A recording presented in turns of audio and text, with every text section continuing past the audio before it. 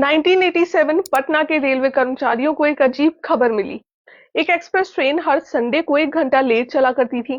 जब जांच शुरू हुई तो पता चला कि हर संडे सुबह 9 बजे वो ट्रेन एक स्टेशन पर रुकती थी और सारे गार्ड, ड्राइवर और रेगुलर पैसेंजर्स उतर जाते थे।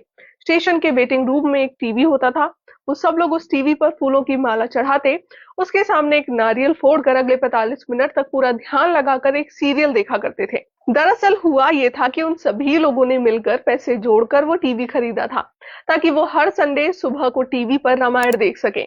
ये जादू है भारत के सबसे मशहूर टीवी सीरियल का, यानी कि रामानंद सागर की रामायण का।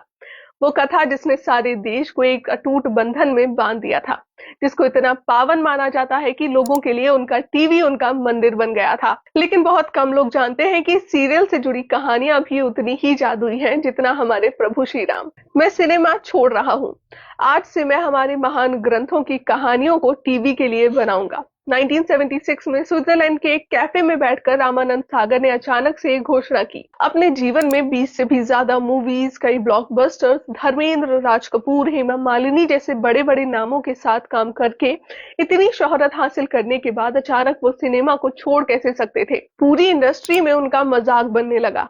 कोई भरोसा ही नहीं करता था कि भारत की जनता ऐसी पुरानी कहानियों को सुनने के लिए तैयार है।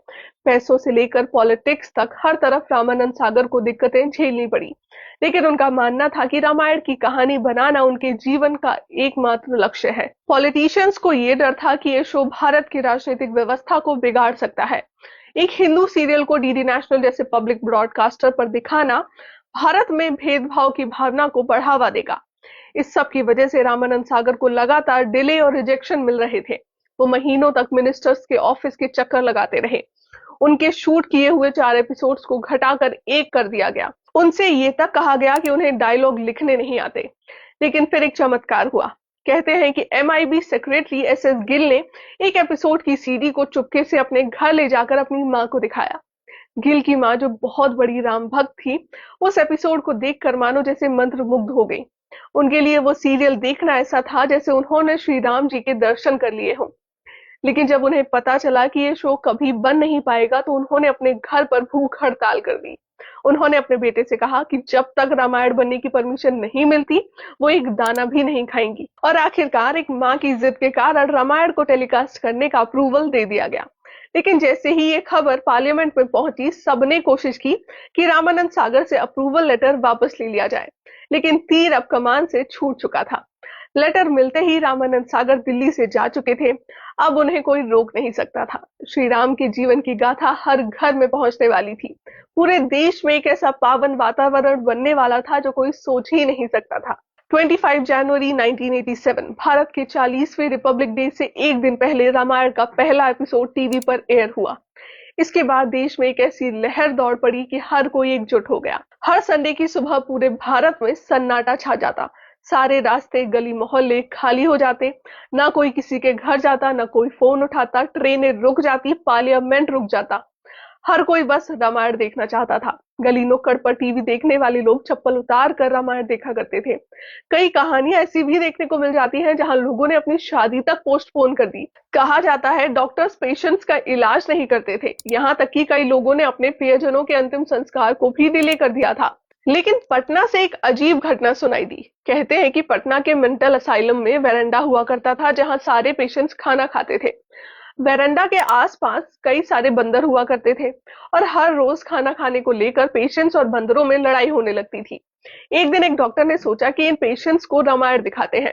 शायद हनुमान और वानर सेना की कहानी सुनकर इन पेशेंट्स पर कुछ असर पड़े और ये तरकीब काम कर गई। कहा जाता है कि हर संडे को पेशेंट्स और बंदर मिलकर रामायण देखा करते थे। जब भी रामायण शुरू होती, हर कोई गाना सुनकर भागा चला आता था। लेकिन एक दिन एक घटना हो गई। सुबह जैसे ही रामायण शुरू हुई, सारे पेशेंट्स के साथ बंदर भी भागे चले गए। एक बंदर जल्दबाजी में टहनी को पकड़ नहीं पाया और पेड़ से गिरकर उसकी मृत्यु हो गई। कहते हैं सभी पेशेंट्स ने राम भक्त के नाम से उसका अंतिम संस्कार किया और उसकी छोटी सी समाधि बनाई। ये जादू था रामायण का, जिसने भारत के हर घर को एक कर दिया था। कहा जाता है कि बांग्लादेश, नेपाल और पाकिस्तान जैसे देशों में भी रामायण काफी पॉपुलर थी। कहते हैं किसी चीज को पूरी शिद्दत से चाहो तो पूरी कायनात उसे आपसे मिलवाने में लग जाती है। कुछ ऐसी ही कहानी है रामानंद सागर की रामायण की। जब कई दिनों तक ढूंढने के बाद भी रामानंद जी को सुग्रीव की भूमिका निभाने वाला कोई मिल नहीं रहा था, तब अचानक एक रात 3 बजे एक पहलवान सेट पर आ गया। वो कदकाठी में बिल्कुल वैसा था जैसा वो ढूंढ रहे थे। मैं आपका सुग्रीव, उसने कहा। रामानंद सागर ने उसे तुरंत तैयार किया और शूटिंग शुरू हो गई। ऐसे ही एक और घटना थी जिसने सभी को चौंका दिया था। श्री राम जी के बचपन में कागभुशुंडी नाम के कौवे की कथा है। लेकिन ये सीन सीरियल के लिए शूट कर पाना बहुत मुश्किल था। किसी भी कौवे को कंट्रोल कर पाना नामुमकिन है। दिमाग में सिर्फ एक ही बात थी कि कैसे कौवे को दिखाया जाए कि वो श्री राम जी के साथ खेल रहा है, उछल रहा है और खाना खा रहा है।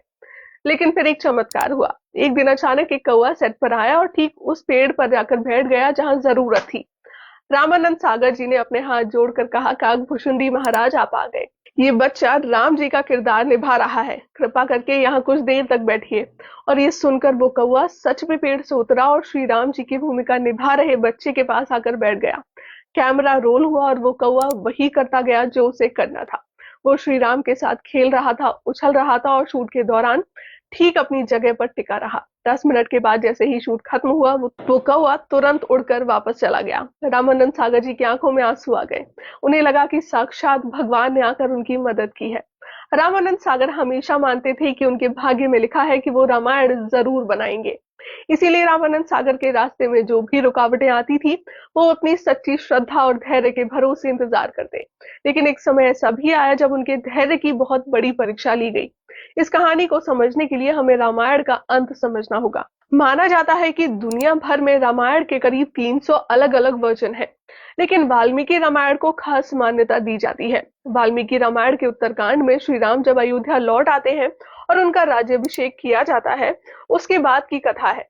लेकिन इस कथा को लेकर एक गहरा विवाद छिड़ा हुआ है। कई लोग उत्तरकांड को सही नहीं मानते।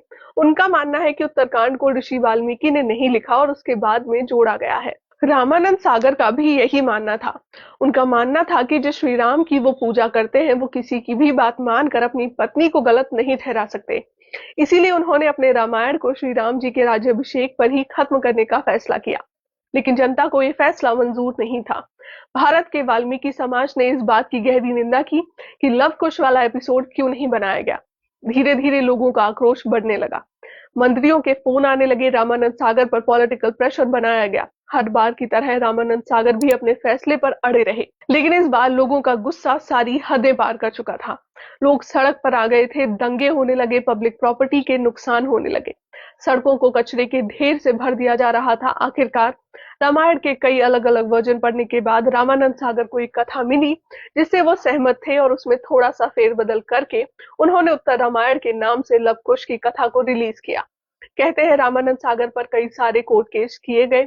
कुछ लोग रामायण की कास्टिंग, उनके बोलचाल, उनके कपड़ों से भी ऑफेंड हुए थे। कुछ ने कहा कि रामानंद सागर ने रामायण के साथ खिलवाड़ किया है, इसकी वजह से वो आखिर में रामायण के शूट पर ही नहीं जा सके। उन्होंने रामायण की सिर्फ स्क्रिप्टिंग की थी। लेकिन इन सारी दिक्कतों के बाद भी रामायण आज तक भारत का सबसे बेस्ट परफॉर्मिंग टीवी सीरियल है। अपने टेलीकास्ट के दौरान रामायण को 65 करोड़ लोगों ने देखा था। इस शो ने न सिर्फ टीआरपी के सारे रिकॉर्ड तोड़े, बल्कि Guinness book of world record में भी अपना नाम दर्ज किया। रामायण की पॉपुलैरिटी इतनी बढ़ गई थी कि इन सीरियल्स को 16 भाषाओं में डब किया गया और कई सारे देशों में भी ब्रॉडकास्ट किया गया। 2020 में जब सारा देश पेंडेमिक से जूझ रहा था, तब लोगों को हौसला देने के लिए और उन्हें एकजुट करने के लिए रामानंद सागर की रामायण को टीवी पर दोबारा से रिलीज किया गया था। 7.5 करोड़ से ज्यादा लोगों ने इस रिलीज को देखा, जो कि अपने आप में एक वर्ल्ड रिकॉर्ड था। और इसी के साथ रामायण दुनिया का most watched entertainment TV serial बन गया। आपकी रामायण से जुड़ी क्या यादें हैं, कमेंट करके जरूर बताएं। जय श्री राम।